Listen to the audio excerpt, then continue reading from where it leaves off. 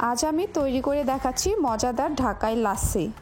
আসসালামু আলাইকুম everyone, welcome to Papiya's kitchen. এই 40 ডিগ্রি গরমে এক গ্লাস লাচ্ছি খেলে কলিজা ঠান্ডা হয়ে যাবে। এটা খুবই রিফ্রেশিং এবং মজাদার একটা ড্রিঙ্কস। আশা করছি আমার আজকের রেসিপি আপনাদের কাছে অনেক ভালো লাগবে। রেসিপি ভালো লাগলে চ্যানেলটি সাবস্ক্রাইব করে পাশে থাকবেন। লাচ্ছি তৈরির জন্য এখানে নিয়েছি 1 হাঁড়ি মিষ্টি দই। এখান থেকে 3 চামচ দই অন্য একটা বাটিতে নিয়ে নিচ্ছি। সব দই দিয়ে কিন্তু আমি লাচ্ছি তৈরি করছি না। এই দইটা আমি বাজার থেকে কিনে নিয়ে এসেছি। আপনারা চাইলে ঘরে পাতা মিষ্টি দই দিয়েও সহজে লাচ্ছি তৈরি করে নিতে পারবেন। এরপর এর মধ্যে অ্যাড করছি 2 টেবিল চা চামচ কনডেন্স মিল্ক। এবার এর মধ্যে দিয়ে দিচ্ছি 2 টেবিল চা চামচ চিনি। যেহেতু দইটা মিষ্টি, এজন্য এর থেকে বেশি মিষ্টি দেওয়ার দরকার নেই।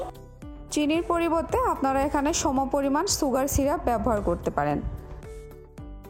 এরপর দিয়ে দিচ্ছি উঁচু করে 1 টেবিল চা চামচ গুঁড়া দুধ। এবার দিয়ে দিচ্ছি 1/4 টেবিল চা চামচ বিট লবণ। সবশেষে অ্যাড করছি 1 কাপ পরিমাণ ঠান্ডা পানি। এবার সব কিছুকে একটা হ্যান্ড উইক্সের সাহায্যে খুব ভালো করে মিশিয়ে নিচ্ছি।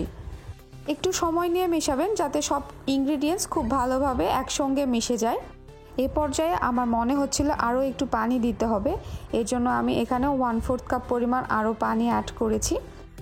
এই সময় একটু সময় নিয়ে মিক্স করে নিতে হবে যাতে উপরে ফেনা তৈরি হয়।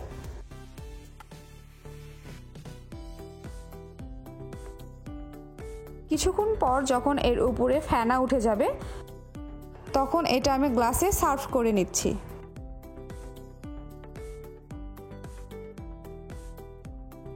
লাচ্ছি যেহেতু ঠান্ডা খেতে ভালো লাগে, এই জন্য গ্লাসে আমি আগে থেকে বরফ কুচি দিয়ে নিচ্ছি। এবার গ্লাসে লাচ্ছি ঢেলে নিচ্ছি। খুব সহজেই বানানো হয়ে যায় এই লাচ্ছি। আমার কাছে তো লেবুর শরবতের থেকেও এই লাচ্ছি বানানো খুব সহজ লাগে।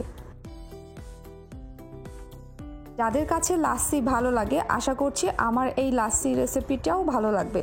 এভাবে কখনো যদি লাচ্ছি ট্রাই করে না থাকেন, একবার হলেও ট্রাই করে দেখতে পারেন। আমার কাছে এই রেসিপিটা সবচেয়ে বেস্ট মনে হয়েছে, এজন্য আপনাদের সঙ্গে শেয়ার করেছি। এতক্ষণ ধরে এই লাচ্ছি রেসিপি দেখার জন্য সবাইকে অনেক অনেক ধন্যবাদ। আজ এখানেই বিদায় নিচ্ছি। সবাই অনেক ভালো থাকবেন। আল্লাহ হাফেজ।